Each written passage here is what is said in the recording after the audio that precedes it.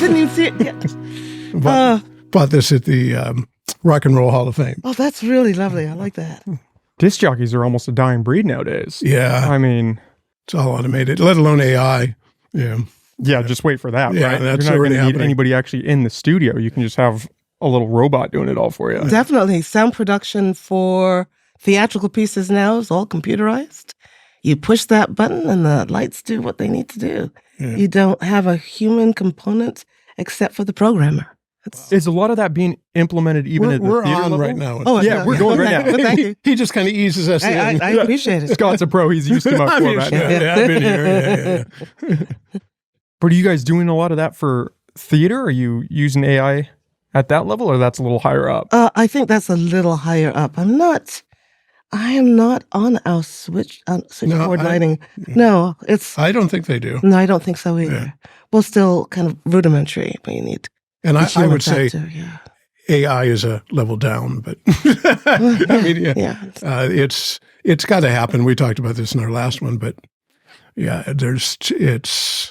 it's a definite disruptor in this profession as well as lots of others. Yeah, it's been coming for a long time. Yeah. But I'm guilty. I don't want to think about it. Yeah, Until I have to. And we were just talking about, you could have like a radio show where, the disc jockey is an AI voice. I mean, extrapolate it all the way out. The AI voice introduces a song that AI wrote on the moment and is, just... Well, and especially at the theater level where your margins are so tight and you guys aren't bringing in a ton of money. If you can cut costs... And things have changed even on that because of COVID. Oh, yeah. I've been home. I'm really happy sitting there watching Netflix again and again and again. Who wants to get up and get dressed and pay extra money? I think people enjoy it once they come. But we kind of shifted. And that's not only countrywide, but worldwide. Theater isn't what it was. And people are going to either make concessions or they will not be. You always heard that with movie theaters, that those were going to be the first to go and that these streaming software companies were just going to edge them out, but nobody really had talked about the theater aspect of that. It was I think it was a surprise. And I think it was kicked off. Maybe it was happening before, but COVID sort of put the nail in it because we didn't have to come together in that realm. And I don't know, as I've been a participant in asking for money for the theater, and for me, it's such a loss for kids, especially because in my life, theater saved me. And I'm just thinking of all those other kids that may not have theater at this disposal. And so I'm torn. I've got 20-year-olds, so they were raised on a steady diet of theater. How's it going to change? I guess it's a big question mark, really. And I have equal parts of trust and no, more trust than anything, but a third of a little dread and a third of a question mark. Well, change is scary, and especially when change is as fast as the change we're going through right now. There you go. Is that how you got your start, was in theater? Yes. I was a little elephant. I was born in England. I was born in England. I'm not going to tell you the years.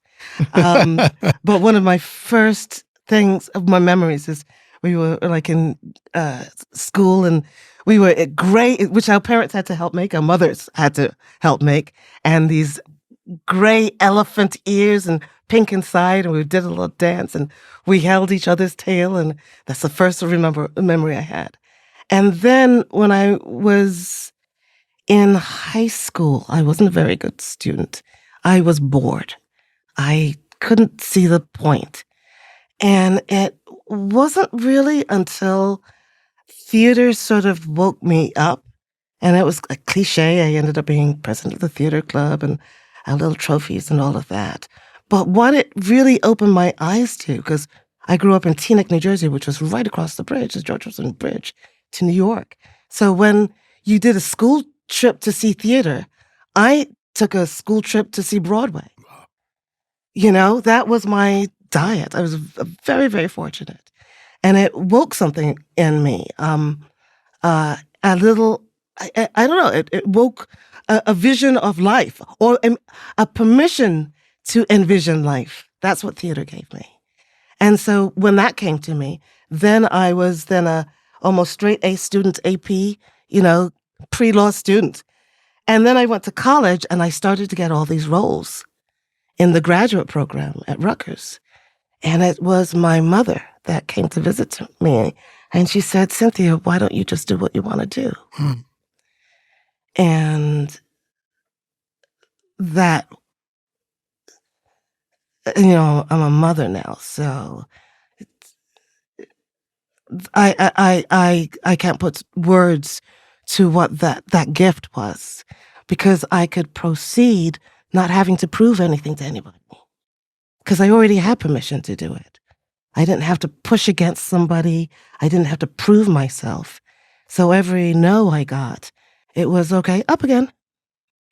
Which is what I say to my kids when they were little. It's not, it's up again. And I'm trying to learn more and more to keep that up again attitude. Well, you almost have to have that to be an actor at some level, right? Yes, or to that's right. engage in theater in any way, because you're going to be met with brick walls. Yes. People are going to say no. And if you falter at the first no, you're never going to get anywhere. And you have to have a large ego. I don't mean this in any derogatory sense, to be willing, to get up on stage too. I was joking with my wife last night, as a professional speaker, I used to be the president of the Northern California chapter of the National Speakers Association. And when I would welcome the new members every month, or guests, I would say, so by the very nature of the fact, that most people would rather die than stand up on stage, you have a large ego. Add to that the fact that you think people ought to pay you to hear what you have to say. And so I think large ego, and I don't mean that, again, we all have egos. It's not like, there's a difference between a large ego and conceit. What was it? Zig Ziglar said, conceit is the only disease that makes everybody sick except the one who's got it. But you have to have the large ego. And so you're exposing yourself out there and getting the no's. I don't do it professionally. Cynthia did that. But being turned down even for local community theater, it hurts. Or to have an audience that just doesn't, it's never the audience's fault, but to have an audience that just sits there on their hands, you kind of go, oh my God, I don't want to do this anymore. I want, at least that's for me. I can't speak to what you go through. Audiences feed you, Yeah. And when you got a great audience, oh my God, it's the greatest high in the world. There nothing beats it, Yeah, I agree.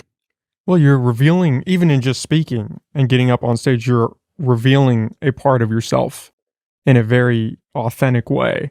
And so to not be received well, to have people think, oh, this kind of sucked, it's almost a stab in the heart. And that's on top of getting through the initial no or yes to get up there.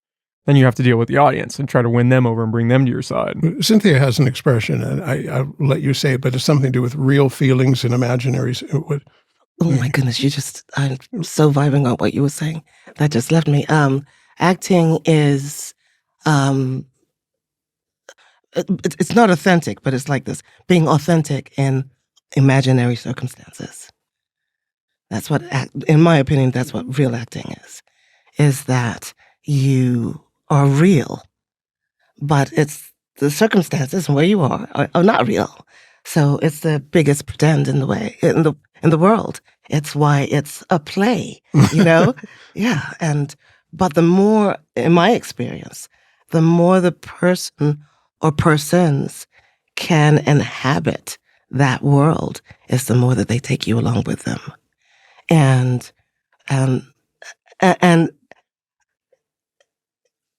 different factors can contribute to that. There's the people that create the space or have the imagination of what the space is going to look like. It is the care of the people that come together to build the set. It is the artist that knows how to evoke the feeling that the director is calling for, the more that they're singing together.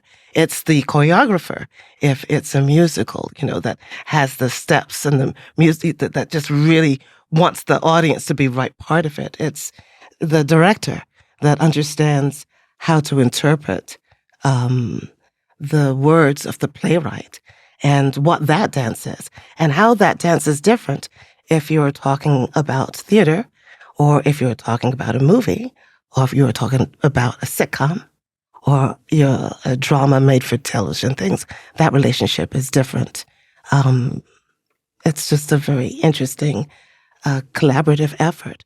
And sometimes you can do theater in a back alley in New York with just flashlights and great material, great actors, and passion. And I've seen that too. Well, I mean, growing up in New York and going to see these Broadway plays from a young age must have just been an incredible experience because you're seeing the cream of the crop just almost on a daily basis. You're getting to experience that. As I get older and older, I recognize that I was around at a really fascinating and heightened time. And I had a friend that was, while I was going to college, because when I did turn over to the BFA program, I had a friend in New York that worked. What is BFA?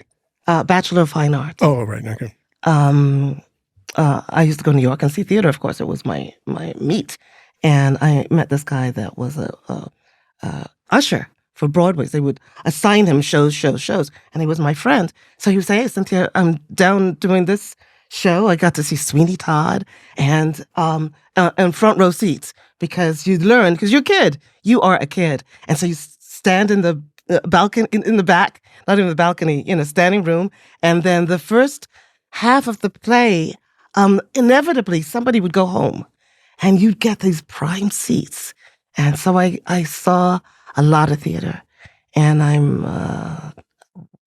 that is really. So I have an opinion.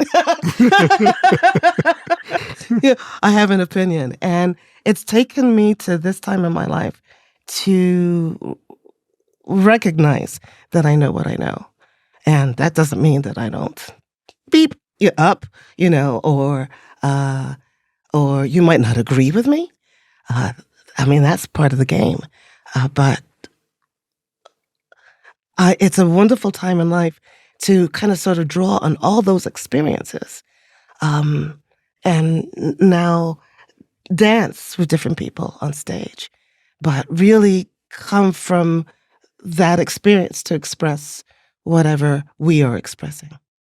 How instrumental was it for you having the background as an actor initially before moving into that director role? Did that give you some heightened sense of appreciation for what directors go through or an understanding of how to balance the relationship with your actors? Oh, definitely. I mean, if you're in the business enough, it's like I've done movies, and then you have an opportunity to, if you know the cameraman, to go, hey, can I look through the camera and can I look from this point of view and that point of view?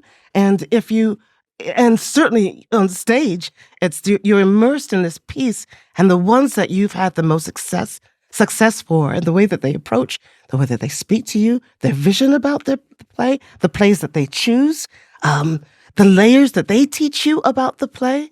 And I mean, I certainly have that.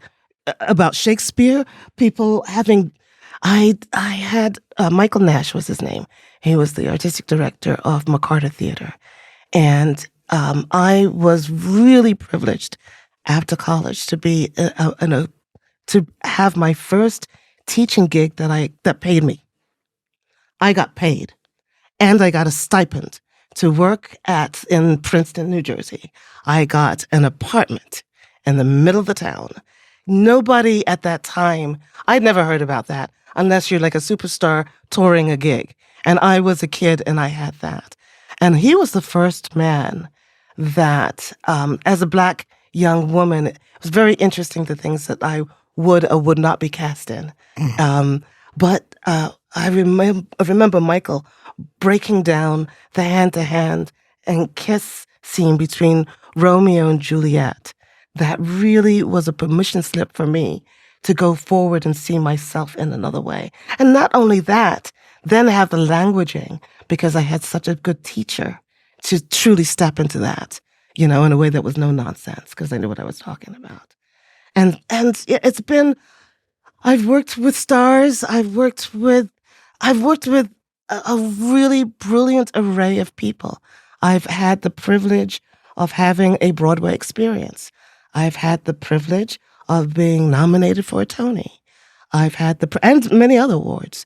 I've had so many experiences. I'm almost speaking like it's the end. If I die tomorrow, you can play this as the last thing that I ever said. No. But no. I gotta take that back. But it's in a way, it's almost building up to the now, which is everybody's story, Mhm. But this is the way I've had the opportunity to express it, and I'm so okay.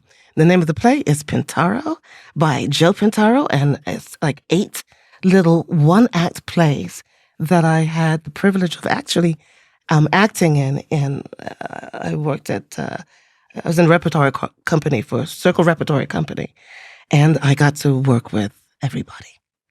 Stars, James Earl Jones, Wow. all Black artists that came. Circle Rep was one of the people. Steppenwolf would come down and do their things. It was a height of all of that. And I ended up doing a show with, oh my God, Ordinary People. Who's the young man in that? Who's that actor? I'm embarrassed. Dustin Hoff. No, Ordinary People was with Mary Tyler Moore, Donald Sutherland, and their kid was... I don't remember who the kid was. I can see his face. Yeah. But he was a big young star. If anybody's listening to this, they can look it up. I'm bad with memory. And the woman that was in the Weeds, Mary Louise Parker. Yeah. So it was him, her, and I, all three of us in this at Circle. So I really got to work with a really interesting array of people. I worked with Mary Louise just before she went to Broadway. And right after that, I went to Broadway. It was just this really cauldron of very interesting young people. I don't know that anybody else would be interested, but I like to look through the pages of my own life, and I'm like, okay, that's pretty funny. That's pretty interesting. What was the play you did on Broadway, or some of the plays? It was one play on Broadway. I've done a couple off Broadway, but Two Trains Running was the name of the play. Was that the one you were nominated for? Yes, yes. Larry Fishburne and directed by the Yale professor. Oh my goodness gracious! Happens to all of us. Yeah, I know. It's happening more and more these days. Yeah, but quite an array of brilliant people. So that, with a little bit of Pintaro, I'm in the play, of course, and at North Coast Repertory Theater, I've seen some really good stuff. I've seen some stuff that I would prefer to have done differently, but we've all got our taste. But one of the plays that most stood out to me was Hedwig and the Angry Inch. Morgan Cox played Hedwig. Morgan's just one of my favorite people. And then I got to be in a few plays I really liked. But I saw Tiny Beautiful Things was that October? Thereabouts? Last fall, yes, I think it was. October, September. And October. Cynthia was the lead. She played Sugar and was also the director. And I was just so blown away by it. I said, I want to work with Cynthia. And I'm really fortunate now that I get to. But anyway, one of the roles that I'm in is a character called Spook.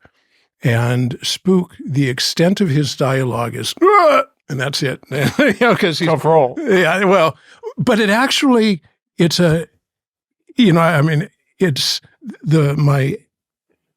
my castmate, Heather, she's got all the lines, but she couldn't do what she does unless I do what I do. So I'm doing it all with my face and my body under Cynthia's direction. But when Cynthia was directing me, she said that, was it the play you were in? You only had 10 lines, and that's the one you. Oh yeah, she had very, very, very few lines. Yeah. In the play, and 9 characters altogether. 1 woman, myself, and yes. But my point, one of the points that I was making in talking about how essential that you have to live in this reality, because even with no lines or very few lines, you can live that life so fully. And in terms of the role that I did for Two Trains Running, I mean, I got 10, 15 lines at the most in the piece. And one of the major lessons I learned from that piece was that even though I only had these few lines, people were watching me as I walked across the stage and doing a certain thing. So I'm already presenting a story. What we're presenting to each other are stories. And your story even though you only have this guttural sound, is as full and as nuanced as she with all her words. Yeah. And we cannot forget that. I think people who don't do theater or you do it at a different level tend to think that acting is the words you use and the places you go. Like, all right, say these words, then go here. And if I just say these words and go here, I'm acting. But, I think I knew intuitively, Cynthia's been bringing it out a lot more in me. It is just so much nuance, in that scene, which is called Bird of Ill Omen, when I first appear at, Heather's place. Heather plays basically an aging prostitute. And I show up. We don't know the story behind why I'm there. We just know I'm an older guy compared to her, and there's some history, and it's worth seeing just to see that. But just as simple as I wear a hat and a coat, and she makes some comment about, oh my God, that coat and that hat, and she starts to laugh, and I'm supposed to take the hat off. And just the direction in terms of the way I was taking it off, I'm wearing a hat now. I kind of took it off like this, and Cynthia goes, no, it just slides off the side of your head. Just little actions like that help fill in, he becomes more real, so I've learned a lot from this, and I'm already sad that it's going to end and we haven't even opened yet.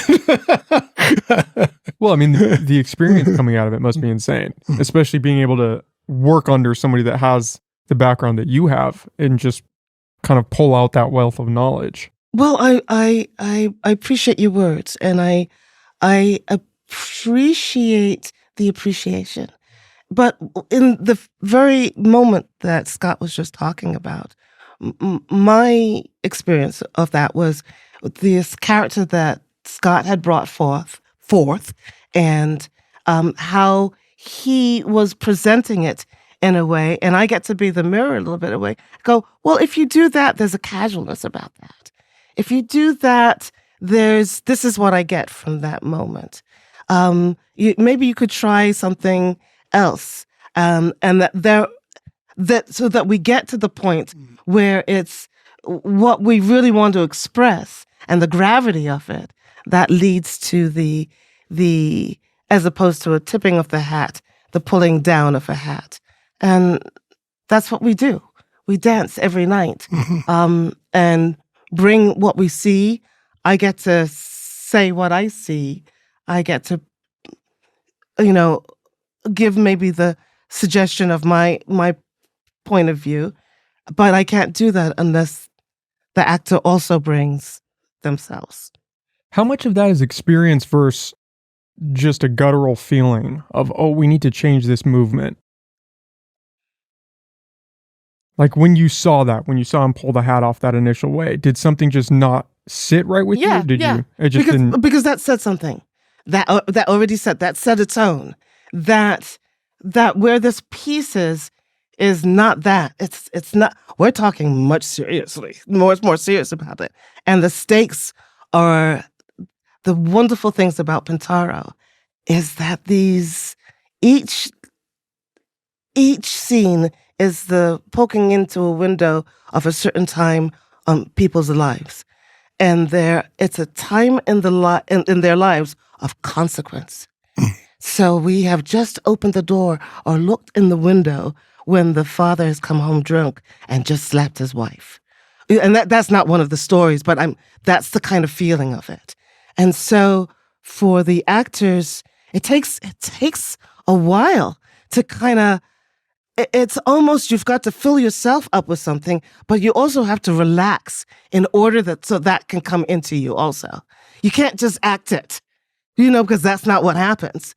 If a woman if the lights come up and a woman has to really feel what it feels like to have her face slapped, there's a kind of freedom that she has to have in order to say yes to that kind of energy infecting her body.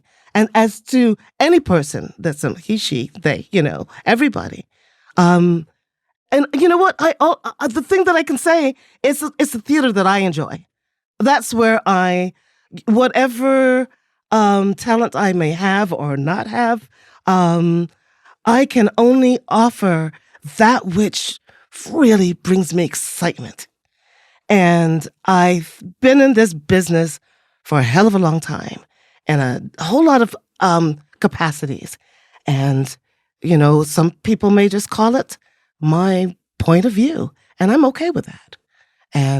But I kind of feel, especially after Tiny Beautiful Things, which I had worked with before, I was like, okay, oh my gosh, I haven't done this in a long while. I certainly haven't done it here. What are they going to think? What is my point of view?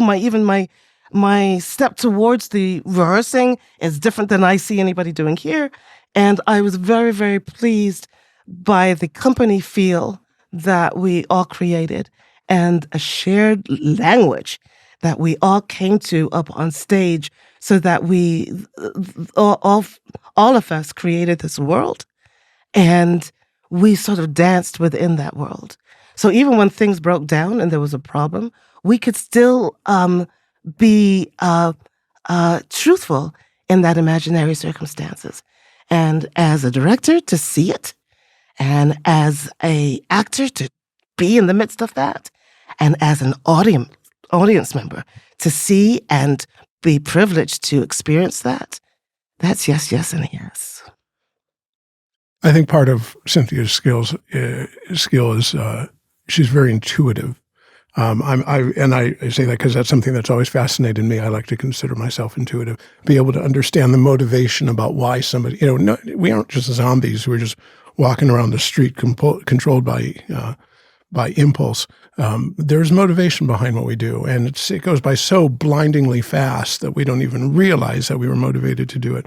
But to stop and slow that down and go, okay, why did somebody act this way? They had to be feeling something to do this. Why were they feeling that? Well, they had to be thinking something to have that feeling. Well, why were they thinking that? Because something happened to them before, or because they've had some experience. And all that goes, just in real life, all that goes through us blindingly fast. And when it happens enough times, it's what they call a habit. This is how you respond. And what we do in Pintaro under Cynthia's direction is, to me, it's taking that window and just really stretching it out. Like she said, you're looking in a window, which was part of the way we wrote the press release. In one of the scenes I'm in, Rose and Son, it starts out with me lying on the floor in the lap of another man, sobbing hysterically. So the lights come up, and actually with the new direction, yes. It's going to be, even before the lights come up, the audience will be hearing this. And they'll be going, what is going on? And the lights come up, and here's this man lying on the floor, sobbing hysterically with a wet umbrella and a wet raincoat. And the man who's holding him has got a cut on his lip. And it's like, there's a whole story right there, just in that first instant. And it's kind of, as the audience, you just walked into it and said, what the hell happened here? And then it unfolds and goes to its climax. And it's just great to understand the reasoning behind why these people would act that way. That's what makes them real. Because, I imagine Rose and Son or any of the other stories are fictitious. There might be some truth. There's one in there called, what's the one with the priest? The lovers. I'm so sorry. This is sad. I know. Rules of Love. Rules of Love, where it's a priest taking confession. But you can't tell anymore. No, I'm not going to. No spoilers. You got to come to this thing. That one might be, I was going to say, that might be based on his life, because Pintaro was a priest who left the priesthood. So maybe there's something in there, but I can't believe these other stories are just like, he knew people. He might have had some story, he heard something or something crossed his mind, but they become real. Really fascinating. For those few minutes on stage, these become, in what is it we said in the press release, that you might not associate with these type of people in real life. You might not even like them, but you will come away from this play appreciating them for who they are. Yeah. Oh, Nick, I'd love to read this press release written absolutely. by Go for Scott. I would love to. You're welcome. I can't. It just made me. I'm so happy with it. Okay. Imagine walking through a New York City neighborhood in the 80s. As you wander the bustling streets and avenues, enveloped in its sounds and sights, Open windows provide a glimpse into the lives of those who make up its pulse. Behind each door and through each window, a slice of life takes place, bringing you into it. As in any city at any time, there is sadness, happiness, humor, anger, joy, and, in many cases, an essence of optimism.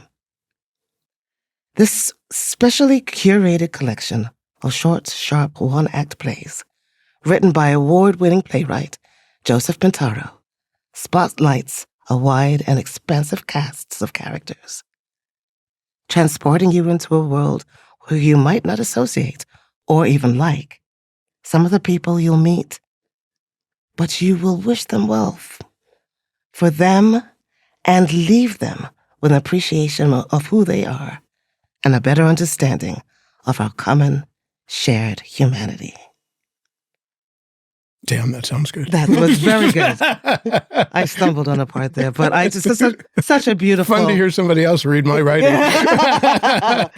But that's the invitation, Yeah. and another part that goes really without saying, but it hasn't been said, is the quality of the acting in this space.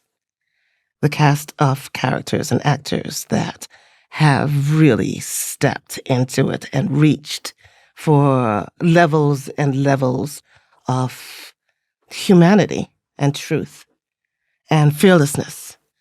And, we're getting to the point where I watch them and I get swept away because they're doing such honest, artistic, beautiful jobs.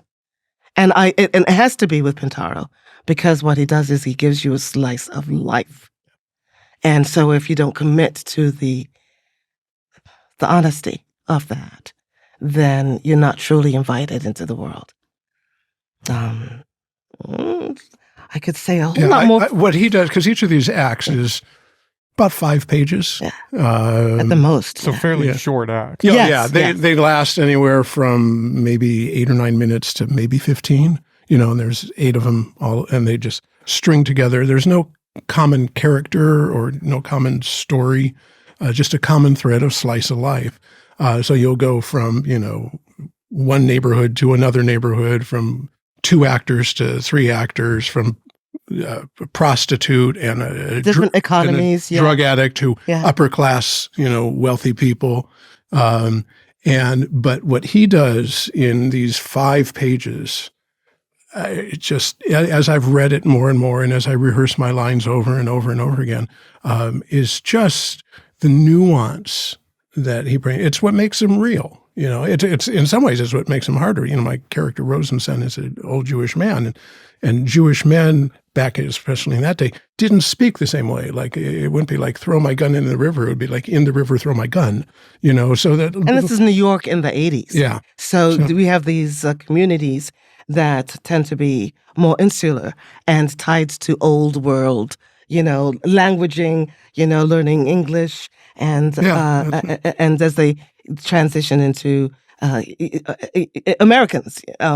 So there's this time that's just flavorful, and he certainly is of that time. And I think that's kind of great that you get your hands are. It's come. I was filming once in Canada in the wintertime, and my family had gone back home, and I'm up, and it was very kind of lonely, because it's between the times that I wasn't filming, I'd go out for walks. And I remember it was in fall time, and I was just walking to get some exercise just at dusk. And I remember seeing the windows open, that I couldn't step into the homes, but it was kind of like, kind of lonely. But this one, it's kind of like that, only we are inviting you to look in the window. It's kind of has a voyeuristic feel. It does to it. have Not in a creepy sort of way. But a way for us to open our hearts for what's going on with our neighbors. And therefore, you can look at yourself and look at and honor your experience also. And especially with some of the characters, again, are not the type of people, most of us, I would assume, don't associate with, prostitutes and drug addicts and, things like that. So your initial biases will come up when you see these characters. It's like, oh God, but again, you'll see the humanity that you share with them. We're having a roof done, and again, how you don't expect certain things from certain people. And the roofer who we're looking to hire, he seems like a great guy. We wouldn't be hiring him and all, but he comes from a different world than I do, And we're trying to schedule the time to do the roof, and I said I'm going to be in rehearsal, and he goes, "Oh, what for?" And I said, "Well, these two plays, or this play Pintaro," and I described it a little bit, and he goes, "Oh, so it's like Rent."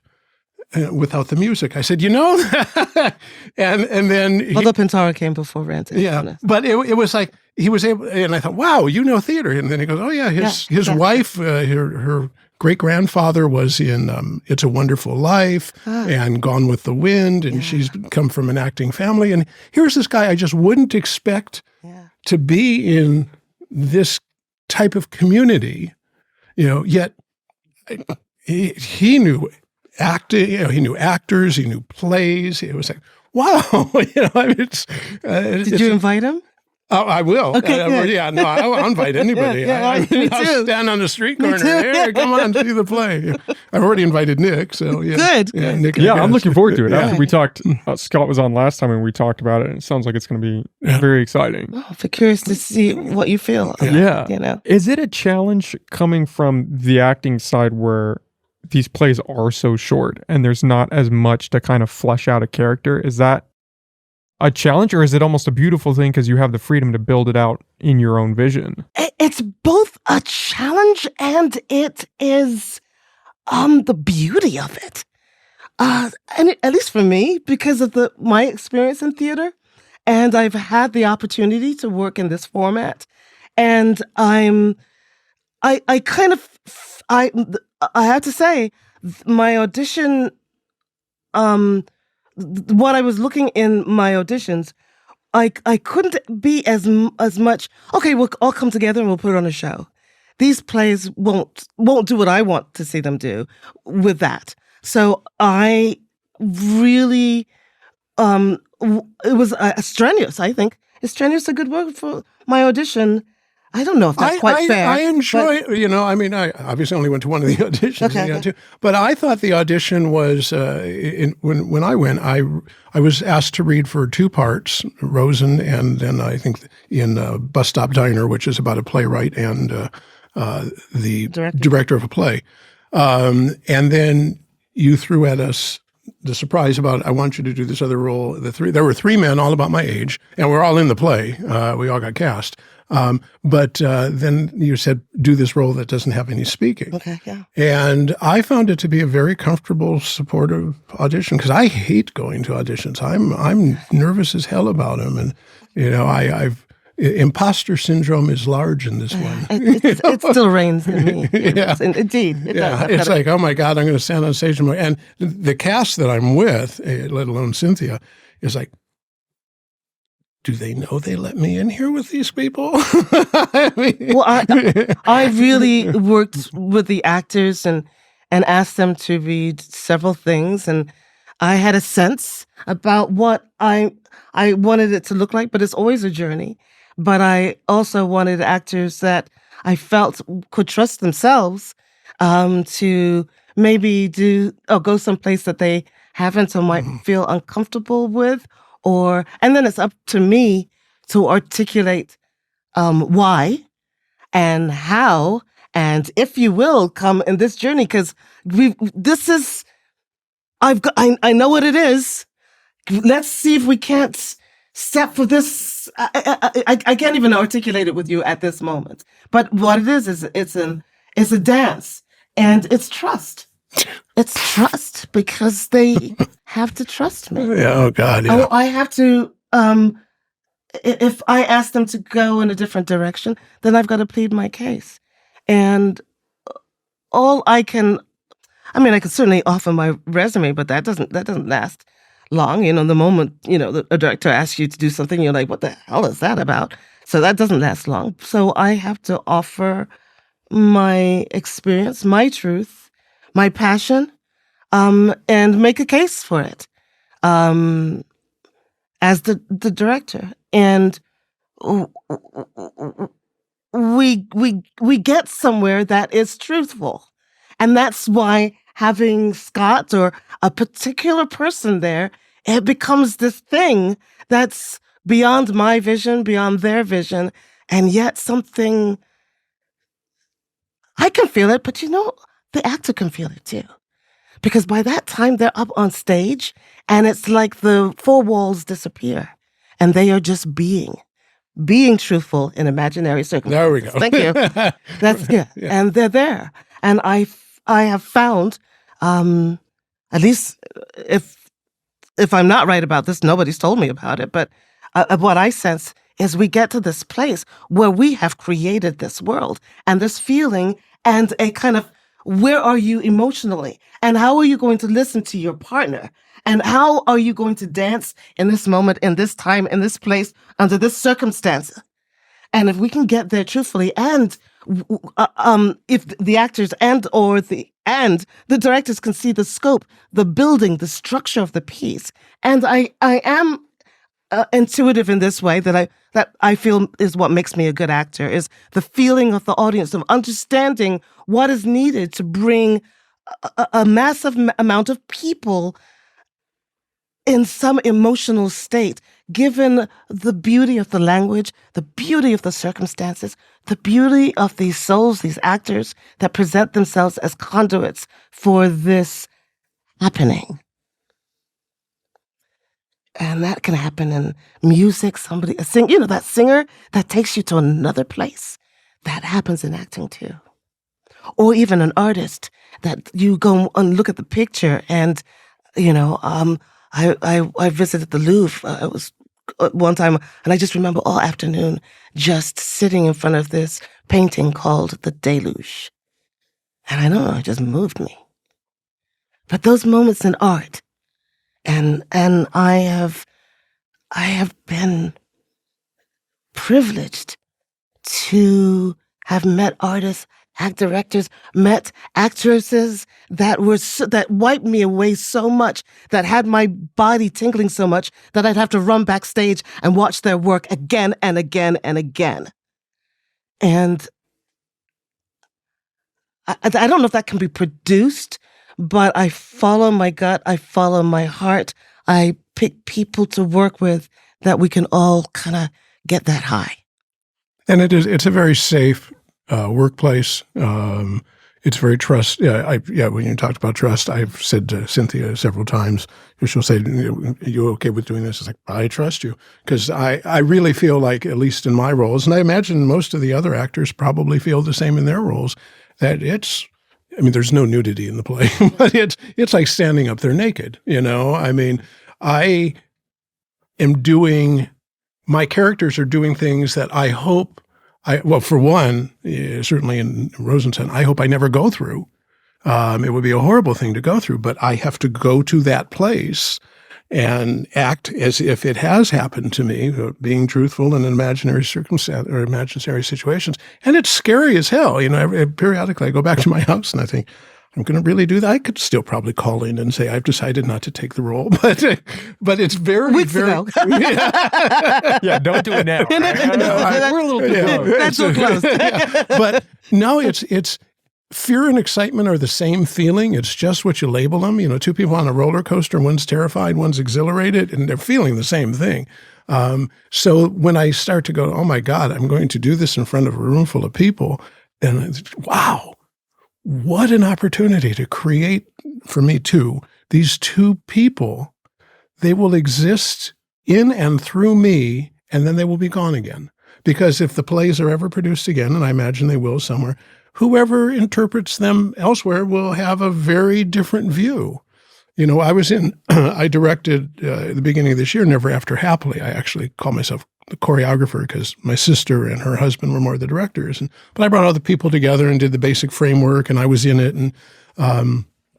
And it was, excuse me, it was an opportunity to take people to a different play. At the beginning of that play, I would do an impromptu thing every time, and I would, we did all these fun things. And then before we actually went into the acting part, I would say, for the next 90 minutes, you are in our care. whatever troubles, whatever concerns, whatever worries you have, put them away, because in our world, it's a land of magic wands and unicorns and fairy dust, and welcome to our world. And then we would start the play. This is a very different feel from Never After Happily, which was fairy tale characters who have now aged. So you got a 50-year-old Cinderella married to an old Prince Charming, and things like that. And a very funny play. And my sister Cindy, does she go by Kobler or Marcus? I think she goes by Marcus professionally, and her husband, Flip Kobler.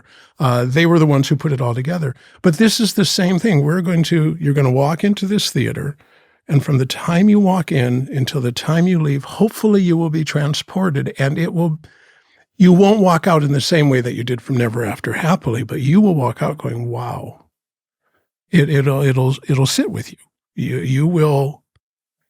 You will have feelings and thoughts about it, and it's the type of play that I imagine you're going to go home and talk to friends and go, I saw this thing last night, and it was, wow. And that's about all you'll be able to say, because they're different characters, but it's the trust of being willing to get up there and be these people for a while. And then, I was going on with Never After Happily. It's going to now be played in Los Angeles. It got published, and now my sister's going to direct it in L.A. Congratulations. Yeah, and I'm not sure I'm going to be able to get down there to do it. Right. And I want to be, because I'm going to be directing a Neil Simon play. I'm directing Laughter on the 23rd Floor. Okay. Calder asked me to do that. Right. I know, it's fun. Okay. That'll be, I think it's in March, so I'll probably be in rehearsal by that point. But I want to get down to see it, and it'll be very interesting to see how somebody else plays the role that I was in. Yeah, then it is. Because I'm sure there'll be a part of me that's going, no, that's not how you do it. He wouldn't have done that. But it's you create these people, and then they disappear again. Unless it's some bio, but this is not bios. But yeah, you got to trust your director and your castmates. Sure. I really trust the people I'm working with. Do you find that same kind of pull and take where you were in Pintaro back then and now you are directing it? Do you find that there's almost a little bit of friction in how it was performed when you were acting in it versus how you want to direct it? No, I was fearful because one of the pieces that I was in, he's written several little one-act plays, and we're doing 8 of a called Metropolitan Operas, and there's 27 in this anthology, and he's got a whole other book of little one-act plays. However, one of the pieces that I was in, I wanted to do, and it was very, very interesting. In Cynthia had to talk to Cynthia also, so that I could allow the actress to bring what she brought to this. So it's a very it's a weird kind of therapy in a way, and as the truth that I ask her to bring, I've got to also put that mirror up to myself, so that we can dance together and create something new now. And that doesn't let go of the wonderful experience that I had as doing it much younger. But now I get to see how this beautiful piece of writing metamorphoses. Which scene were you in? Bird. Oh, you were Bird. Oh my, that's the one that I'm in with. Oh my God. Okay. When we did the reading, I know you were playing Doreen, who is the other actress. Oh my goodness. Okay. There we go. That fills in a whole lot. Yeah. It's very, and so, yes. But, and I've got to do the work, because it's not about, in fact, that would be very boring. And then I would also know that I'm not doing my work, because the work isn't recreating what I did or the experience that I had. That is not the work. The work is in the way that I can kind of feel it out, is watering this sort of artistic garden and of wildflowers. And let's see what's going to happen. However, there's these seeds and there's these seeds. So it's different. And different people bring different things. That's the joy of theater. That's why we go to see Romeo and Juliet time and time again. That's why we go see Shakespeare, because even though we've seen some mucky muck do it, but we want to see somebody else do it, see what they bring to it, even though we've seen the play before. And I don't know if the average person who goes to a theater, if somebody who goes to the theater a lot, or somebody who's been in the theater would, I think they're going to know what I'm about to say. But for people who go to the theater, if a play runs X number of weeks, like ours runs 3 weeks over 6 weeks. So it's 1 week and then we're off a week and then we're on a week and then we're off a week. And so it's 3 different weekends over 6 weekends. Liz Estrada is running in the in-between space. Yes. But one of the things that I didn't realize when I first started to get into theater is even within that 3-week run, or however long it is, the character you're playing grows and changes. I've been in several plays where I started out, or other actors started out with a certain way of doing the character. And then as you do it, either because you become more comfortable or something happens and you go, wow, didn't think about that. And the character evolves. Years ago, I was in Blythe Spirit at the Ferndale Rep. And I was the person who played the medium or the psychic in Blythe Spirit was Willie Welton, as a matter of fact. That's when I first met Willie. And she would come in and she was all airy-fairy, and my character was a doctor, so he didn't believe in this communicating with the dead. And she would come up and she would try to shake I tried to shake her hand and she would move her hand away because she didn't want to get the vibes all messed up. And one time when she did that, it's like I moved my hand, she moved her hand, and we did this thing with our hands just accidentally, and it was the audience laughed, and we both went, all right. And that became a regular part now because the audience will respond, so they put their interpretation in, or you'll say something a certain way totally by accident, and you'll go, wow, that was a much better way to say that, or move in a certain direction, and people will go, you'll go, God, and all of the actors are going through that same arc. So this my incentive. You come to the opening night and then you come another show because you'll see a different show because it's live. It's not, on TV. It's not on film. It's live. We, unfortunately, sometimes you hear something in the audience. I was at one play once where there was some woman in the audience who had way too much to drink and was yelling at the actors. It's like, that's bullshit. And it's like, hello, we're really here. You're not yelling at a screen. We're hearing you. But on the other hand, you'll get an unexpected laugh. And you go, I didn't see that. Or you'll see somebody, when we were at rehearsal the other night for my scene, one of the people who was there, who's a well-polished actor into her own right, she said the scene made her cry. And it was like, wow, I didn't realize that. It was so emotional to her. It's like, cool, But yeah, it's a great thing to be able to do. We need more people to do it. I think so. Yeah. Children. That's my only. Okay, it's oh gosh, I'm jumping someplace else. Theater continuing, and young adults having access to theater is one of the things that I'd like to see happen more and more. Netflix is great. I am team cable streaming. I am, but it's different to be in a darkened theater and to be transported for laughter or music or an emotional thing that takes you someplace else, makes you think. And a shared experience. As other people are going through it with you. Exactly. Yeah. And even teaching young adults how to be in theater and know how to be there, not have to, and not talk or to respect that fourth wall, because you don't get that by even a little bit by going to the movies, but or staying home watching cable, and also the experience, the shared experience, and keeping those doors open so that young adults or old adults can express themselves in a way that might offer something in their lives that is not offered anywhere else. And I would hate for that to end, Well, and when you see a great play, it's an incredibly euphoric experience. I mean, you're so present, you're in the audience with all of these people, and you're just in the world, enthralled in what is going on stage. But if you see a bad play, it can be pretty bad. And I think a lot of people go and maybe catch a not so great play and they say, well, I don't like theater. It's like, oh, but you just saw it. You wouldn't go to a movie theater and see one bad movie and say, oh, I don't like movies. Right. Indeed. Right. You would say, oh, I didn't like this one movie. But for whatever reason with theater, it can kind of get, you wrap it all together. Yeah. I don't really care for theater. It's not my style. Yeah. But you only saw one play. Yeah. That's why we need to introduce it more and more. I could go on a whole hours rant about, but I think it's necessary. I do. And it's just something else that's offered that is not offered with film. And I've worked in film. I love film.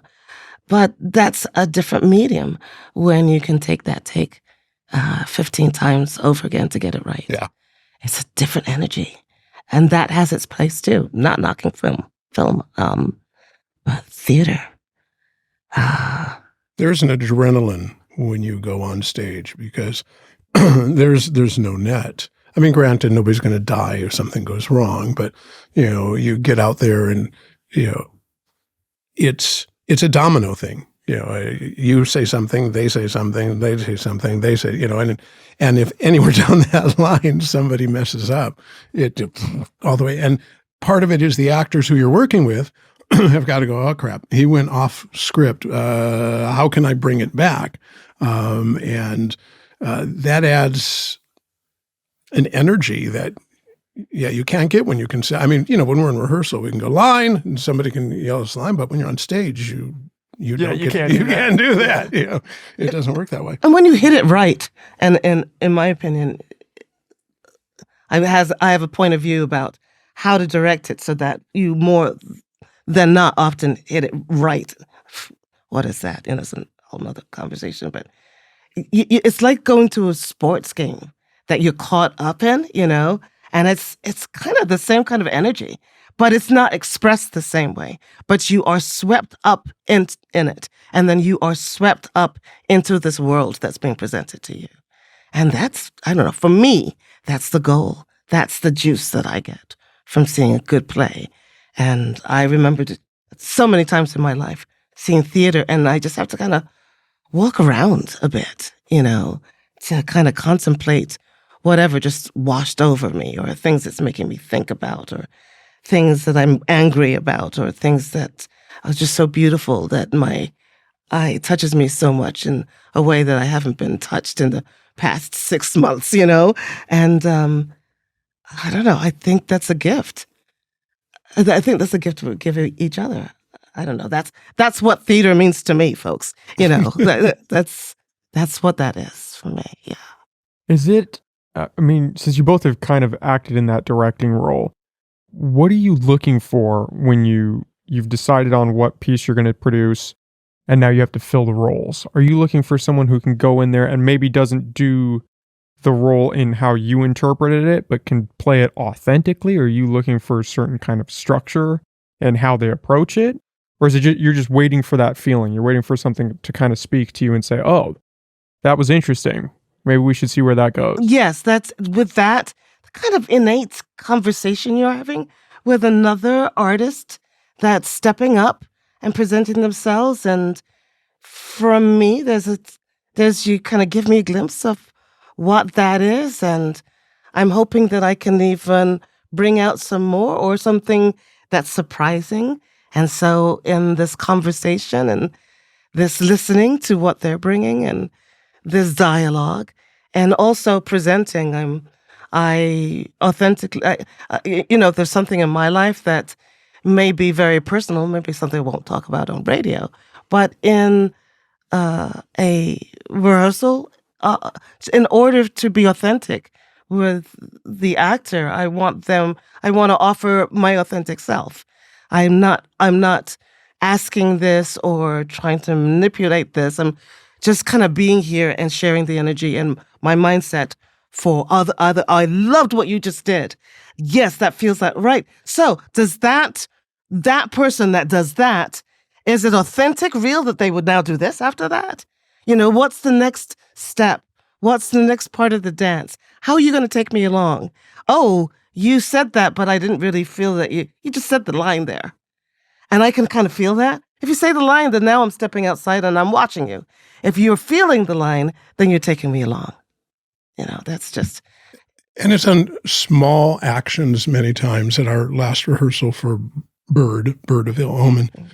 My character writes a note, and Cynthia had said, what you're doing with the note, I was folding in half. She goes, looks like a director told you to do it. It's like, really feel it. I mean, now stop and think about that. Really feel folding a piece of paper in half. Well, obviously with the content that's in it, but it's just those little touches, when you put them all together, make that authenticity. I won't speak to what it was like for me to direct, because my direction was very different. I just tried to find people who would say yes, who I really liked and trusted, and then knew my sister would fix up whatever I did to it. That was a different tone. Yeah, exactly. Yeah, that was not something like this. But yeah, it's those just small back to the example of taking off the hat in a certain way, and then folding the paper in a certain way, and how you're standing when you're holding the paper. It's just, if you look at people, they really do that, but they're not thinking of it. And you as an actor, it's like, okay, this character, how would he do this? Why would he fold this paper? Why would he stand there? And I really like inhabiting those people because of that, the reality of it. Yeah, the challenge of embracing what is actually happening at that moment in the scene versus making this just some robotic reproduction. Mm-hmm. Where you're just going through the motions and almost blacking out and filling this role. Yes, and Pintaro, I've come to believe, and I've certainly experienced it, he almost writes in this poetic way.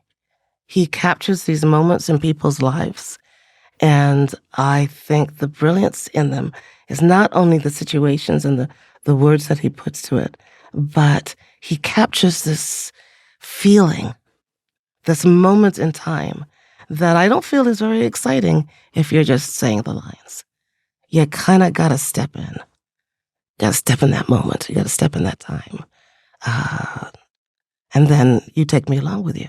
Back to how we started our whole conversation, however long ago it was, the difference between AI and human. You could get an AI, I presume, to do all of this stuff, but it doesn't have the real experiences. It can't relate, I'm assuming. It can't relate to what somebody would be going through in these particular situations. And you have to bring those along. And like I said, I'm getting redundant, but I just love doing it. It's cathartic. It's exciting. It's scary. We'll put the two together. It's a gift to be able to give a sense of emotion or feeling to people you don't know. People will walk out of there and they will feel something very different from what they'll feel with Liz Estrada. Truly. And there is a lot of humor in Pintaro. I'll say that too. Yeah. It's like real life humor, mm-hmm. That sort of thing. And yes, Liz Estrada is a wonderful romp of. My roofer knew that play too. Oh, he said, yes, isn't that a Greek farce? It's like, oh my God, yes. Yeah. So Liz Estrada, because we want people to attend both, obviously. But Liz Estrada, which is directed by Sean Wagner and A.J. Hempstead. Yes, indeed. Is the basic storyline is people, the women of Greece, however many thousand years ago, are tired of war.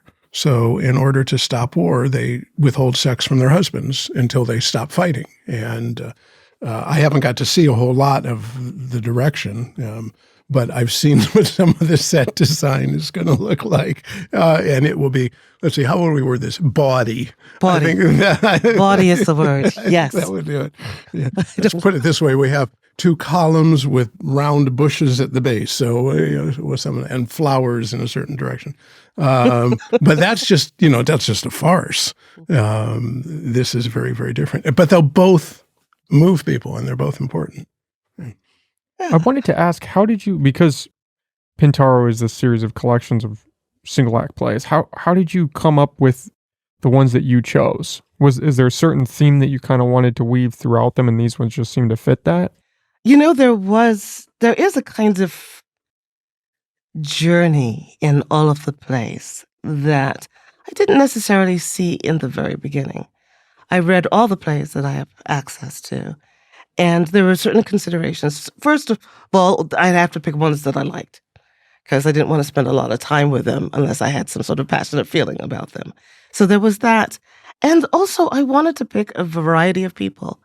I didn't want them just to be like all ingenues and like, cute couples all over the place. I wanted different kinds of stories. So I wanted, older men and I wanted older women and I wanted women to have roles together. I don't get to see a lot of theater where it's just women in the scene, so all of these considerations for today, for this time, what I wanted to go to see the theater for was really, it was very, very, my understanding what I thought of what I thought was entertaining. So from the audience point of view, I looked at all those and I looked at them, and I thought that they had something to say, and the audience would find them entertaining in different ways. But I also had those different considerations of wanting to cast a wide variety of people, so that we could see a wide variety of people on stage. I just selfishly followed what I liked, and I put them together, and it is moving around some things and dropping some pieces that I may do in the future. Who knows? But this time, for a really interesting arc of theater, I thought I've picked out some interesting pieces. I think that's the approach you have to take. If you don't like it, why would you expect the audience to like it? Thank you for your words, Nick. Thank you so much. And I was thinking about this, and you said you kind of touched upon that. You don't want to be egotistical, but I think what I'm learning right now is to follow my gut and stop with the imposter syndrome. By the time, and I remember promising myself, and yet I still step back in it, is that after I was nominated for the Tony on Broadway, I said to myself, okay, Cynthia, give up this, I don't know anything about theater sort of BS, You can no longer, that personality kind of has to sit back now because you're going to utilize what you know, and it takes a certain, this is what I like, this is what I'm doing, this is how I do it, this is who I want to be doing it, and go forward. And that's what every artist and anybody that's passionate about anything, that's what they go forward in it. Being a radio person, this is what you love to do, and you're good at it. And there's some things that you can say, and it's part of your bliss, which we started out because I was talking about my son, full circle. You're following your bliss. And I got to say, so sorry, as a mother, as a woman, as an artist, as a human being, I really want to be the example to my fellow human beings that to get up in the day and do something that makes you excited. That's the key. That's the only thing, the big secret that I've learned in all my days on this earth is that that's what makes life enjoyable. So I'm doing my part. And this is what it looks like. And I don't have to love it. But it's given with love. It's certainly that. And gosh, if we all did that for each other, Sure. It would show up in so much a myriad of ways, but not to disrespect those people that are doing it. So That would be a topic for a whole other podcast, why people are not doing it. Yeah. Yes and no. Yeah. It's a different subject, and yet it is the same subject. What are you doing? What are you enjoying doing? I think it was Thoreau. I've tried to research this quote, find where it came from, but I haven't been able to, but I heard it years ago. The greatest sin of all is the number of people who go to their graves, their music locked within. There you go. Yeah. There you go. Every day I'm getting older. If a bus has me tomorrow, at least I'm following my bliss. Right into the bus. Right into the bus. Right into the bus.